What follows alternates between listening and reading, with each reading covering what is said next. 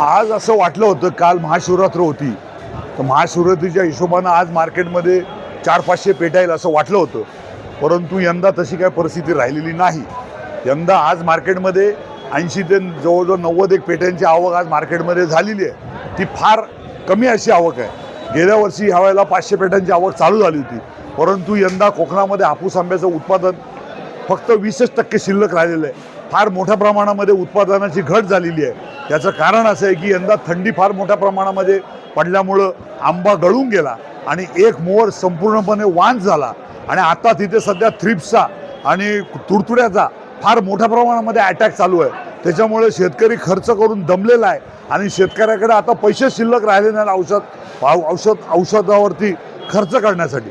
त्याच्यामुळे यंदा गेल्या वर्षीच्या तुलनेमध्ये यंदा 20% आंब्याचं उत्पादन शिल्लक राहिलेलं आहे. आज मार्केटमध्ये 80 ते 90 पेट्या आलेल्या आहेत आणि त्याचा जो बाजारभाव आहे तो 1500, छोटा माल जो आहे तो 1500 रुपये डझनाने विकला जातो आणि मोठा माल जो आहे तो 2500 रुपये डझनाने विकला जातो. अशा पद्धतीनं त्याचा सध्या बाजारभाव आहे.